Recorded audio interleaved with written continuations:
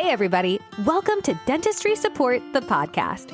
I'm so excited to introduce our host, the infectious, kind-hearted Sarah Beth Herman. Born with an innate passion for both dentistry and leadership, she's not just accumulated nearly a quarter century of experience. It's woven into her very being. Today, Sarah Beth celebrates being a 5-time CEO, and she's here to serve you some quick, impactful insights into the challenges our dental community and leaders in all industries face. Expect a little bit of flair, a few laughs, and you might even recognize a friend or two. The aim of our show? Practical wisdom and leadership with a servant's heart, delivered in just enough time for your commute or your morning team huddle. All right, without any further ado, let's dive into a chat with Sarah Beth. Thank you for joining me on episode 8 of Dentistry Support, the podcast. Leland Val Vanderwall said, "The degree to which a person can grow is directly proportional to the amount of truth they can accept about themselves without running away." Let's take a second to repeat that quote. Please forgive me for the redundancy. The degree to which a person can grow is directly proportional to the amount of truth they can accept about themselves without running away. Have you ever heard of emotional intelligence? In a previous episode, I talked about it just briefly, but your feedback led me to believe this should be the very first episode where I talk about it. If you don't know what emotional intelligence is, the true definition of EI refers to the ability to understand and recognize and manage one's own emotions, as well as the ability to recognize, understand, and influence the emotion of others. It encompasses a range of skills and competencies that enable individuals to navigate social interactions, build and maintain relationships, and effectively, keyword, cope with the demands of daily life. There are 4 main components of emotional intelligence that I'm going to talk about: self-awareness, self-regulation, social awareness, and relationship management. In this podcast today, you're either going to be really triggered because I'm going to say some things that you really don't want to hear, or you're going to find yourself inspired to level yourself up, get to the next level so that you can really be a generational leader. Before we dig in, I'm going to repeat that quote one more time. The degree to which a person can grow is directly proportional to the amount of truth they can accept about themselves without running away. If you're wondering how emotional intelligence could possibly relate to leadership, dentistry, business, or any other category other than mental health, let me tell you this.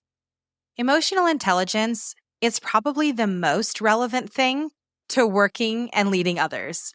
Emotional intelligence plays a critical role in actually fostering positive experiences and creating that effective teamwork that you're all looking for, and then driving the overall business success, which is really what we're after, but we've got to do all this other stuff just to get there. There are 3 specific ways that emotional intelligence directly impacts your business and your leadership, and for lack of a better word, your progress for where you can go in the categories of patient or customer experience, team collaboration, and leadership, even practice management and business success. Emotional intelligence involves the following key components. The first, self-awareness. This means that you recognize and understand your own emotions, including things that trigger you, your strengths, your weaknesses, the impact on your own behavior. Self-aware individuals are attuned to their own thoughts and feelings. That allows them to accurately assess their strengths and areas for growth. Number 2 is self-regulation. Self-regulation refers to the ability to actually manage and control your emotions, the impulses you have, the reactions you have, especially those in challenging or stressful situations. It means that you maintain composure, you resist impulsive actions, and that you can have adapting flexibility to changing circumstances. Individuals with strong self-regulation skills, they effectively channel their emotions in a constructive way, and they can demonstrate resilience even when they have adversity. And the third one is social awareness. So, social awareness involves recognizing and understanding the emotions, needs, and perspectives of others. It includes empathy, which is the ability to accurately perceive how someone else understands something or how they have an emotion towards something. It also means that you have the capacity for perspective, meaning that you take or see situations from different viewpoints. If you are someone who is socially aware, you are sensitive to social cues and adept to navigating interpersonal dynamics. And then number 4 is relationship management. So relationship management actually encompasses the ability to build and maintain healthy, positive relationships with other people. It means that you have effective communication, active listening, conflict resolution, collaboration skills. Individuals that would excel in relationship management can inspire and influence other people. They foster teamwork and cooperation, and they navigate what interpersonal conflicts come up in a constructive manner. I believe emotional intelligence is a critical factor in personal and professional success because it makes you able to manage your emotions, navigate social interactions, and then build strong relationships. As a leader, your goal should be high emotional intelligence. When you do that, you are better equipped to inspire and motivate your teams. So if you're having a challenge right now where you just can't get through to your team, you can't figure out why you're not connecting, you can't figure out why they don't just listen to you, I'm going to challenge you to work on your emotional intelligence. Having that strength is far greater than any degree you will ever spend time earning. As you're mulling over the different details we're chatting about today, I want you to imagine, think about, and process what kind of business you're in right now. Whether you work in the dental office, for a group practice, you're not in dental at all, I just want you to process through and hone in on what exactly the environment is that you work in. What similarities can you pull from the categories or examples I'm going to give you? If you can pull any similarities, maybe even from past experiences, this is where you're going to pull and notice, maybe even recognize where emotional intelligence is lacking in your environment. Listen up. The first category is a business that has quite a bit of dysfunction. Maybe the owner of your business or the main leader in your business is constantly having to hire new people. It appears as though it's just a revolving door. You can't keep staff there. Maybe you're brand new there and you're noticing that there's always someone new starting or you're always having to interview. And it's not interviewing from a standpoint that you're just prepared. It's interviewing because you're always short-staffed or people are always quitting. Or maybe you're this next scenario where the office manager, the leader, the owner, they've been there for quite a long time, right? Maybe 25 years. But maybe one area of the business constantly has turnover. So maybe it's a front office person, a back office person. There's constantly turnover in that one area where maybe a specific type of leadership is at. Or maybe you're in the third category where the team, they work together well. Everybody's been there for anywhere from 3 to 7 years. It's pretty consistent. Everybody's kind of work besties because you have a lot of different age groups, but for some reason, you just kind of all make it work. You know what triggers not to react to. You know how to not speak to your team. You know things you avoid. You know how to work well with the team because you guys have learned to just make it work together. Your team is pretty well oiled. It's a machine that keeps on going. The gears fit together pretty much okay. Sometimes there's issues, but you know there's office gossip. There's always something going on. And maybe it's like the administrative team is really working well together, but you all know the owner's absolutely kooky, but you stay around for each other. What kind of business do you fit in? Or maybe just one of the things in one of the businesses you fit into, but maybe not quite everything. Keep listening. Even out of all of the dental practices that I've interacted with personally, I have never found the perfect, even if they have a perfect online presence. I've never found the perfect office. I've never found the perfect team. And truly, I don't want to mislead you. There is no such thing as perfect. And when you are developing a team and your own leadership and working through a business, you will have ebbs and flows all the time. But I believe that if you're listening to this podcast, you know that there's some sort of underlying issue in your business that you really want to get a handle on. You might think, we have a really happy office. We're doing really great. Or maybe you're thinking, I really want a happy office. I really want us to do great. I want to have a great connection with my team. Or maybe you're thinking, there's absolutely no way we could be happy here because the doctor is insane. You don't even know my office. You don't even know my office manager. It's always going to be a toxic place to work, and I'm just trying to find somewhere else to be. Or maybe you're the owner and you're like, there's no good talent here. I can't find anybody.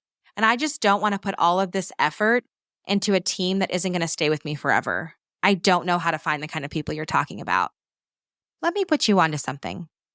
Things around you create happiness.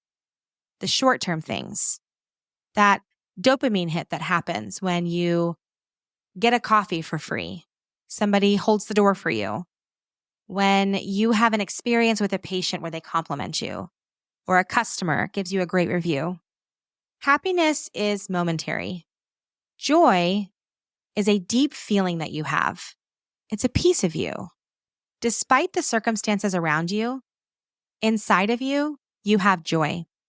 I want to ask you, what are you doing in your business to cultivate a joyful team? Is your team happy when you do things, when you buy them things? Are they happy when you create small moments of happiness like buying them a coffee or buying them lunch? Is there anything that you are doing in your leadership where you can actually feel the presence of joy when you walk in your office? There is absolutely a difference between happiness and joy. I'm going to teach you exactly what that looks like. I want you to learn how to appeal to the actual joy, the inner feeling of your team members to create an environment conducive to a higher case acceptance, to higher sales, and the overall success and betterment of your team, and a future filled with generations of leadership that reaches far beyond you today, this week, or even in the next 5 years. I am changing the dynamics of your business so that future generations benefit. Because 100 years from now, you won't be remembered. But if you have done this leadership thing right, people will unknowingly be living out habits created as a result of who you are right now. And that is the generational leadership mission that we're on today. Let's talk about how emotional leadership actually matters in a few different categories that can resonate with your business. So the first is patient care or experience and communication. The three different aspects of emotional intelligence are the empathy, social awareness, and relationship management. If we talk about all three of those as they relate to patient care, experience, and communication, a dental team or a team of professionals with high emotional intelligence can empathize with patients who experience anxiety, fear, or discomfort during dental procedures or while they're in your office. When you understand and validate your patient's emotions, you actually build trust. You increase case acceptance because patients aren't too scared to be there. You improve the overall experience. Social awareness. So when your team is socially aware, it allows your dentist to pick up on nonverbal cues and actually communicate with your patients that may have diverse backgrounds. For example, I worked with a group practice that handled adults with disabilities, addictions. There is a totally different dynamic when you can pick up on those nonverbal cues that come from those patients and totally transform how their experience is. You can actually tailor treatment plans and communication styles to meet the individual needs of your patients. And then relationship management. When your team can build strong rapport and trust with your patients, their satisfaction and loyalty, they go through the roof. When your team excels in relationship management, you actually have long-term relationships and you don't have to put on your advertisements that we want to be your dentist for life. You don't need to sell that to your patients because it will automatically happen. Your goal is to improve patient retention and practice growth. You just start that with the relationship side. Let's take this to team collaboration and leadership. The self-awareness aspect comes into play when the leaders in your practice are self-aware. They understand their own strengths, their own weaknesses, their own emotions, and they don't take them as reasons they shouldn't work there. They take them into consideration to know that self-awareness helps me lead by example. When I manage my stress effectively, my team works better. When I ask for feedback, I build a bond with my team. Self-regulation. If you're a leader, you have to be able to regulate your own emotions and maintain composure. That is out of respect for your team, especially during those high-stress situations. You might have emergencies or conflicts with your team. Remaining and maintaining composure through that is paramount. If you are someone in the office, and I've said it before, that says, "Not my circus, not my monkeys," you're in the wrong place because you're trusted with this circus. You're trusted with these monkeys, and it is your responsibility to self-regulate so that you can make rational decisions and maintain a positive work environment. And next, the relationship management aspect of this. Strong leadership in your business means that you are building and nurturing cohesive and collaborative teams. Leadership with strong relationship management skills actually creates open communication. It resolves conflicts early on, and it promotes a culture of mutual respect where there is a support among your team members. If you've got situations where other people are bitter that other people in the office get different promotions or they are able to do different tasks that they don't think they deserve to do, there's a problem with mutual respect amongst your team, and the relationship management needs to get under control. Let's bring this to practice management side or the success of your business. When you talk about patient satisfaction and retention, emotionally intelligent professionals in your business are better equipped to meet patients' emotional needs, which then results in a higher level of patient satisfaction and loyalty. Satisfied patients in your practice are more likely to return for their future treatments, which results in your practice growing and profitability. Team engagement and productivity. Man, if your leadership is on point with emotional intelligence, your team is engaged. They're motivated. They have job satisfaction. Engaged team members are more productive, committed, and willing to go the extra mile to make your practice successful. And then there's conflict resolution and problem solving. When your leaders are emotionally intelligent, they can address conflicts and challenges within your business, leading to quicker resolutions, and then your team being closer. We want your leadership team fostering a positive work environment where your team members actually feel valued and supported, not overworked and underpaid. Are you listening to your team members? Are the leaders in your team, meaning you, contributing to the overall success and profitability of your practice because they have high emotional intelligence? If all those things aren't happening, what are the things you're doing to change it? Story time for a second. It was the spring of 2014 when I shifted my career for about 6 months. I went from being a regional director of operations in a dental group to an office manager role. I had moved halfway across the country and I needed to make a shift. I didn't want the pay cut, but I needed the shift. Mentally, emotionally, physically, my brain needed it, my body needed it. You're going to learn why here in just a second. I had applied to a couple of dental offices when I got into town. Within 24 hours, I had 3 job offers, 2 in-person interviews. It was a wild ride. I chose an office about 20 miles from my new home. The owner really wowed me. I had just come from what I believe was the most toxic group practice. This group practice, in the 3 years that I worked for them, they required me to be on a weight loss plan, dress a certain way, eat a certain way. I even had to write on sticky notes my calorie goal for the day. My makeup had to be done a certain way, my hair colored and styled a certain way. I had to speak a certain way, act a certain way. Everything was a production. I bought into it because the salary was really high. It was amazing. And in my 20s, I never knew I was going to make that much money. This group practice that I had come from controlled everything, from how people were hired to certain types of applicants they would accept. They were a walking lawsuit waiting to happen. I desperately needed a change.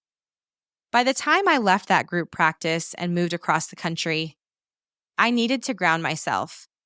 I needed to get myself back whole again, know who I was, and heal from that experience. I know that that group practice stole a lot from me, but I also gained a lot, and it made me who I am today. And obviously, even telling you this story, I learned so much. Back to my interviews. I arrived at this particular office that I ultimately accepted the position at, and they wowed me. The owner dentist was really professional. She also introduced her faith to me. She was extremely grounded in Christianity. She prayed every morning at every huddle. She was focused on her team. She had different outings and gifts that she did, promotions that she offered, bonuses she would do. So many different things that she did that were so different from where I came from. She shared with me this terrible story of how she had been taken advantage of by the landlord of her building, and they were in a lawsuit. She shared so much of her life with me, and my heart bled for her. I was definitely in a vulnerable place, but I appreciated where she was, and I wanted to be there for her. She just had this thing about her, how she communicated to me, and I just felt for her. I knew this was the place I needed to be at. I felt like I was finally going to be at an office where it wasn't crazy. This was the spot for me to heal. I think my heart mostly fell for her, probably because I was in such a vulnerable place from leaving that group practice I was with and knowing that I really just needed something far better than where I was. I also really just wanted to do business. I wanted to not have all of the nitty-gritty and the perfectionism and the expectations of me. I just wanted to do dental business really well. I felt like all of the things that she shared with me were exactly things I could fix, from the experiences with previous employees to what she was looking for, how she was looking to grow. I started at this practice 2 days later. That day, another person started, and they were given the exact same title as me. I went on to learn that she hired both of us with the same position, same title, and wanted to see who would work out, who would last, who was the better choice. She never positioned it that way to me. In fact, she lied to me and told me that she hired us both, but told the other person that she hired us both for the same position and was going to see who worked out, but already knew that I was going to work out. So I didn't have anything to worry about, but immediately it made me lose my trust in her because that's not really a thing. And you don't do that to people. If you're going to hire me, you're hiring me. And you never disclosed with me that you were going to put me in a competition with someone else. I had to just put my head down and work. I knew I needed to work here. I felt it deep within my soul. I needed this transition. So I just got in there and I put my head down. I started working. The first thing I did when I got in was to make sure that my hands were wrapped around the insurance claims and the AR. I needed to have a clear understanding of where everything was at. My second priority was to make sure that the schedule was full. So every day I did everything I could to make sure that schedule was in tip-top shape. When I started at this practice, I ran the numbers, and on average, they were producing $77,000 a month. The first 4 weeks that I worked there, we did $110,000. She had one dental assistant, a part-time hygienist, and the office was definitely getting busier. She was overwhelmed, but I felt that she knew that I was the right choice and we were going to grow this practice. The problem was that she was flying through dental assistants like you wouldn't believe. She would hire one, 3 days later they would quit. My favorite memory of why I found out dental assistants were quitting so rapidly was because she would ask them to do things such as If they set up a room for a patient and anything disposable was not used from the tray or the setup, she wanted the dental assistant to place those items back in the box so we didn't waste it and we could reuse it. There were so many other things that were completely illegitimate that happened in this practice. I can't even tell you. People had problems with her. Dental assistants weren't putting up with it. There were unethical things that I'm not even going to bring up here that she was doing. Many of them just couldn't handle it. So the door was revolving. It kept going and spitting out dental assistants just as fast as she could get them. Finally, we got a really great dental assistant who ended up staying there. And after about 2 weeks, one particular morning, we all showed up and the schedule was completely packed. A full day of hygiene, a full day of patients needing everything from fillings, crowns, and I think there were like a couple of implants and a few new patients. The day was scheduled at, I think, $12,000, somewhere around that figure. The dental assistant was doing such a great job, and I had asked her the night before to come in a few minutes early because I wanted to just have a huddle with her, get a little powwow in before we had our actual team meeting with the dentist. I was starting to get to know her personality. I had been there for about 6 weeks at this time, and I knew that she didn't handle stress well. I wanted to make sure that I could meet with the team before she met with the team so I could get everybody's mind right. The dental assistant was in a super positive place before we head to the morning huddle. The dentist starts off the meeting extremely stressed out, worried that we're not going to be able to get to every patient. Somehow she snuck in a prayer before we ended the meeting and talked about how grateful she was. I head to the front office where I'm going to greet the patients. The first patient walks in, I greet them. They have a seat on one of the sofas in the waiting room. All of a sudden, I start to hear clanking instruments. Voices raised a little bit louder. Because of how the dental office was set up, I couldn't really make out what was happening. I just knew that the dentist was really stressed out. The patient load was pretty big and the day was packed. The dental assistant was obviously newer, but I had taken the time to prep the dental assistant for how today needed to go so that she could have the most successful day. This dental assistant was ready to kill it. She knew that despite how the doctor may act, whatever her personality may be, she had all the tools to make it a successful day. I'm going to stop right here. There are 2 possible outcomes for how the next 20 minutes could go in this office. One is lack of emotional intelligence. The dentist's stress levels continue to escalate. They affect the ability for the dentist to communicate effectively with patients and provide quality care. The assistant can fail to acknowledge and address the dentist's emotional state and make this situation completely exacerbated, which can definitely lead to increased tension, frustration between the team. All the things can suffer. Patient care, appointments being canceled right before our eyes, the day can crumble. Or high emotional intelligence.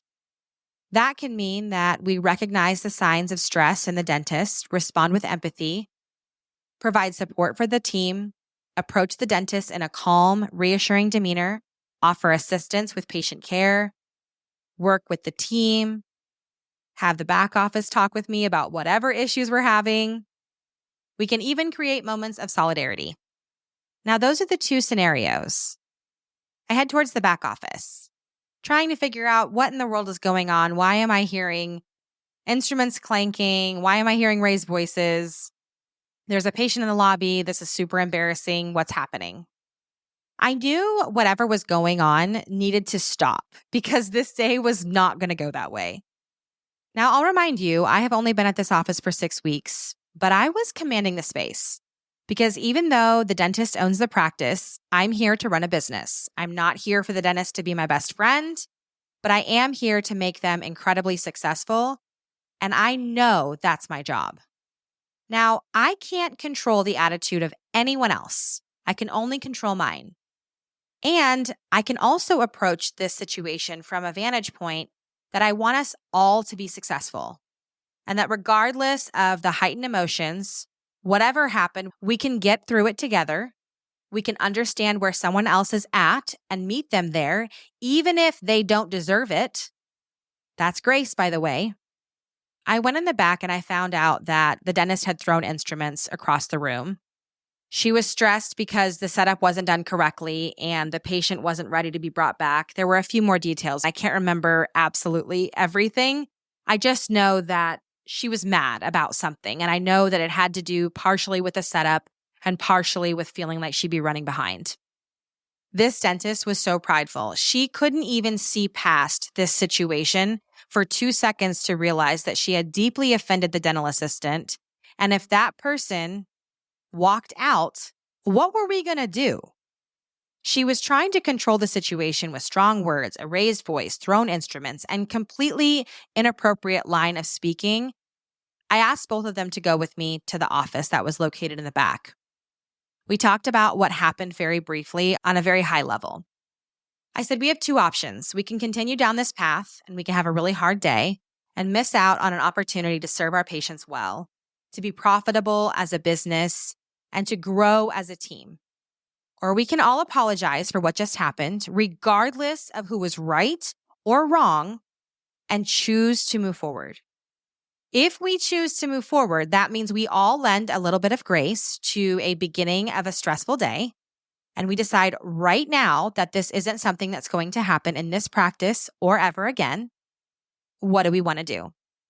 Now, this dentist looked at me like, who are you talking to right now? This is my business and I own this place. You don't own it and I can fire you right now. And I could read that all over her face. Because as much as I'd like to tell you this was just the most smooth interaction ever and I commanded the space and I got them all to come on my side and it was perfect first go round, it wasn't. She did start raising her voice at me. My hands started to sweat, but I knew that I had to keep my composure because the second I would let her know I was scared of her, it was all going to crumble and there is no way we were going to make it out of here. So once she was done talking, I said, listen, Doctor, I'm here for you. I'm on your side. And while what I'm saying right now might feel like I'm controlling you, I'm trying to get the situation under control. I'm not trying to make you be someone you're not, but I am here to help you grow your business. And I need you to let me help you grow your business. And Valerie, your dental assistant, she's also here to help you grow your business. And I know you're frustrated right now.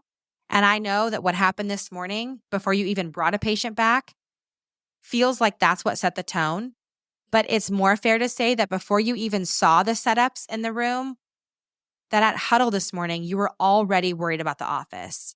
You had already made up your mind about how things were going to go today. So I'm going to challenge you right now to just pause, take a minute to talk about the schedule. And I want you to tell me in your dream world, what would it look like? We're going to take 5 minutes. If you could change this schedule to look any particular way, anything differently to make today better, I want you to show me what that is, and we're going to make that happen for you today. I shared with her that I understood exactly how she felt, why she was stressed out, and I know that she hasn't ever had a team in the past that was actually there to support her. But we're here, and she needs to trust us, and she doesn't have to respond the old way. She can know that we're here for her. She shared with me a couple of areas that we could change on the schedule that would really help her out. She then went on to apologize for how she acted to the dental assistant. It took us about 15 minutes to get through things. We did start off behind, but as a result of us having that meeting behind a closed door, even though it meant the day started late, I validated the dental assistant because she wasn't treated right. I validated the dentist because she was worried about the schedule. Apologies were had and made and received and accepted, and I could see the relief in my team. I could see that for the first time with this new assistant, this doctor dealing with her schedule so full, everybody felt like they had a trusted team. They had an ally. I apologized for filling the schedule so full. The assistant apologized for the situation with the setups and whatever else happened. The dentist apologized for being completely out of line. And before I left that room, I said, can you trust me? Can you trust our team today? That we can handle this for you? That we got your back? We agreed before we even brought the patient back that we would support each other. Our team morale was amazing. We ended up producing almost $15,000. The dentist bought us lunch that day. I remember getting 2 people to leave us a 5-star review on Google right away while they were in the office because they kept raving about how amazing the experience was. It was a completely different environment. I felt like the office had more confidence. Our quality of care was better. We had increased patient loyalty. Our practice grew. We were successful despite the fact that we had a crazy dentist. And obviously, I stopped working for her after about 6 months because her behavior never actually got better. But this one day, we all made this choice to choose emotional intelligence over how someone ought to be treated, how someone ought to be handled, what should have happened. And that changed everything. Our That's Good moment today can very simply be boiled down to one question. What are we running from? What are we running from when we lack emotional intelligence? To have a conversation with someone to resolve an issue, to choose grace over what should happen, what ought to happen. Often we're running from a past emotional experience that we don't want to relive again.